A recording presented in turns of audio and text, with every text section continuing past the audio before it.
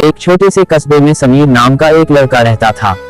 बचपन में ही पिता की मृत्यु हो जाने के कारण परिवार की आर्थिक स्थिति बड़ी दयनीय थी। समीर की मां कुछ पढ़ी लिखी जरूर थी, लेकिन उतनी पढ़ाई से नौकरी कहां मिलने वाली थी। सो घर घर बर्तन मांजकर और सिलाई बुनाई का काम करके किसी तरह अपने बच्चे को पढ़ा लिखा रही थी। समीर स्वभाव से थोड़ा शर्मीला था और अक्सर चुपचाप बैठा रहता था। एक दिन जब वो स्कूल से लौटा तो उसके हाथ में एक लिफाफा था। उसने माँ को लिफाफा पकड़ाते हुए कहा, माँ, मास्टर साहब ने तुम्हारे लिए ये चिट्ठी भेजी है, जरा देखो तो इसमें क्या लिखा है।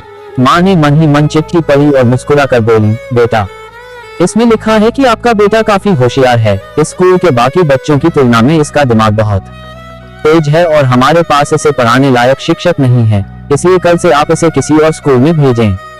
उद्धरण चिन्ह। यह बात सुनकर समीर को स्कूल न जा सकने का दैख तो हुआ, पर साथ ही उसका मन आत्मविश्वास से भर गया कि वो कुछ खास है और उसकी बुद्धि तीव्र है।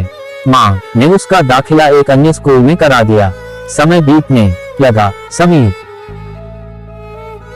समीर ने खूब मेहनत से पढ़ाई की। आगे चलकर उसने सिविल सर्विसेज परीक्षा भी पास की और IAS ऑफिसर बन गया। समीर की माँ अब बूढ़ी हो चुकी थी और कई दिनों से बीमार भी चल रही थी और एक दिन अचानक उनकी मृत्यु हो गई। समीर के लिए ये बहुत बड़ा आघात था। वह बिलक बिलक कर रो पड़ा। उसे समझ नहीं आ रहा था कि अब अपनी माँ के बिना वो कैसे जिएगा। रोते रोते ही उसने माँ की पुरानी अलमारी खोली और हाथ में उनकी माला, चश्मा और अन्य वस्तुएं लेकर चुनने लगा।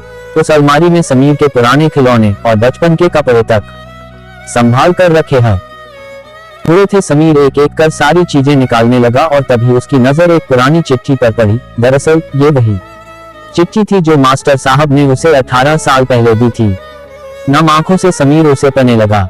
आदरणीय अभिभावक, आपको बताते हुए हमें अफसोस हो रहा है कि आपका बेटा समीर पढ़ाई में बेहद कमजोर है और खेल कूद में भी भाग नहीं लेता है। जान पड़ता है कि उम्र के हिसाब से समीर की बुद्धि विकसित नहीं हो पाई है, अतः हम इसे अपने विद्यालय में पढ़ाने में असमर्थ हैं। आपसे निवेदन है कि समीर का दाखिला किसी मंद बुद्धि विद्यालय में कराएं अथवा खुद घर पर रखकर इसे पढ़ाएं। सादर, प्रिंसिपल। समीर जानता था कि भले अब उसकी मां इस दुनिया में नहीं रही, पर वो जहां भी रहे उनकी ममता, उनका आशीर्वाद सदा उस पर बना रहेगा। मां से बढ़कर त्याग और तपस्या की मूर्त भला और कौन हो सकता है। हम पढ़ लिख लें, बड़े होकर कुछ बन जाएं, इसके लिए वो चुपचाप ना जाने कितनी कुर्बानियां देती है। अपनी जरूरतें मारकर हमारे शौक पूरा करती है। यहाँ तक कि संतान बुरा व्यवहार करे तो भी माँ उसका भला ही सोचती है। सचमुच माँ जैसा कोई नहीं हो सकता।